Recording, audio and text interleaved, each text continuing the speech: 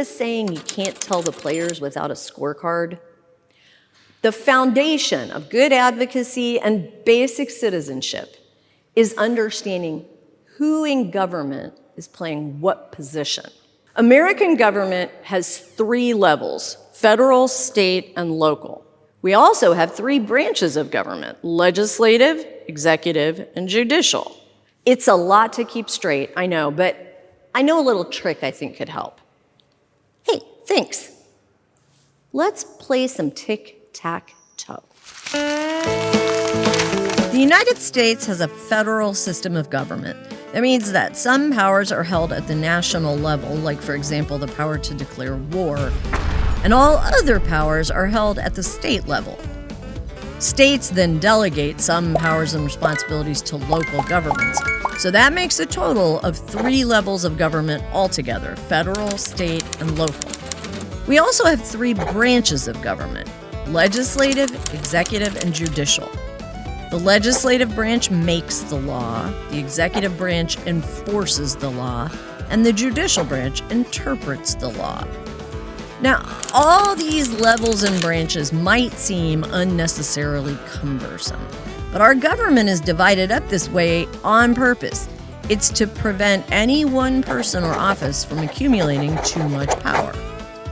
The 3 branches are each operative at all 3 levels. So, for example, you could visit lawmakers at the local level, that would be your city council. You could go to your state Supreme Court, and you could call your federal executive, who would be the President of the United States.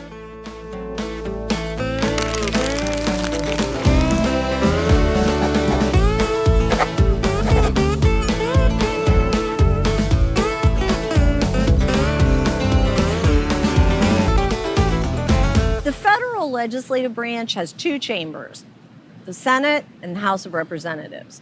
There are any number of places online where you can research why the founders chose that 2-chamber or bicameral system. For now, let's just focus on understanding how it works. So there's 100 senators, that's 2 for each state, and they each serve 6-year terms. Those terms are staggered, so every election cycle, every 2 years, about 1/3 of them are up for re-election. The House of Representatives has 435 members, and they are not proportioned equally among the states. Instead, they are apportioned, we call it. They're divided up according to state populations every 10 years based on the census. Those representatives each serve 2-year terms, so that means that pretty much from the time they're elected, they are already having to be campaigning for their next election. Both senators and representatives are full-time jobs. They work throughout the year, and they get breaks that are called recesses at different points. Also, senators and representatives mostly all make $174,000 a year, and that hasn't changed since 2009.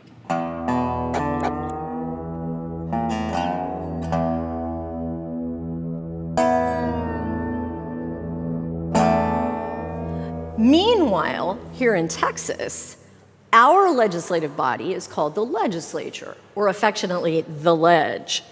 Just like in Congress, we have a Senate and a House of Representatives. Texas has 31 state senators and 150 state representatives. And every House and Senate seat is reapportioned every 10 years after the U.S. Census, just like the U.S. House of Representatives.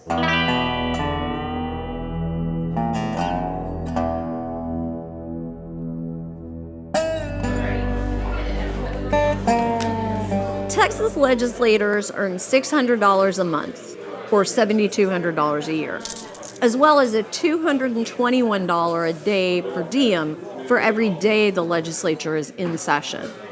Unlike Congress, though, the Texas legislature is very much a part-time body, at least officially.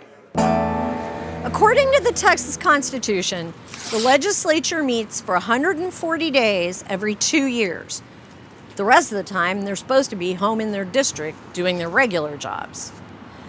If there's a need for them to put in extra work, the governor can call them back for 30-day special sessions, but they only can work on issues the governor puts on that call. The Texas Constitution was written when Texas was a big place with a small population. Travel was difficult and sometimes dangerous. Today, we have 31 million residents, and we're the 8th largest economy in the world. It's worth considering whether that part-time legislative schedule is still appropriate, but changing it would mean amending the Texas Constitution.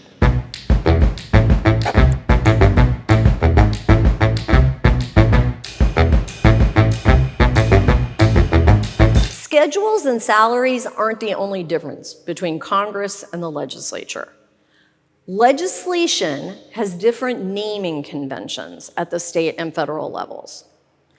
In Texas, a bill that originates in the House is called a House bill, or an HB. A bill that originates in the Senate is called a Senate bill, or an SB.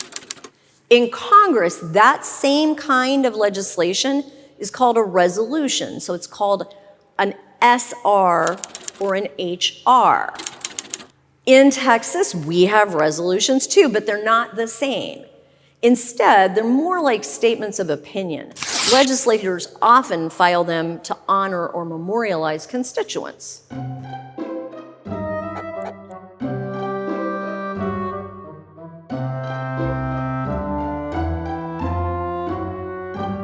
We also have different names for our capitals. The building Congress works in is the U.S. Capitol, and insiders call it the Hill. Here in Texas, we call our capital the Capitol. No one ever calls it the Hill, even though it's also located up on a rise.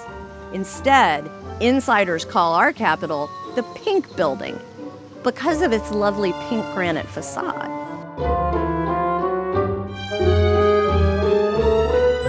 Most importantly, we refer to lawmakers at the state and federal levels by different titles or honorifics.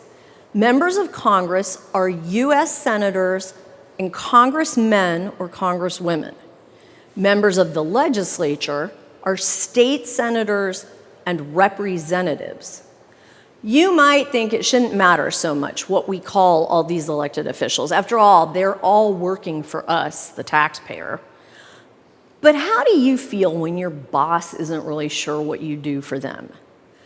Understanding other people's roles is part of building a relationship.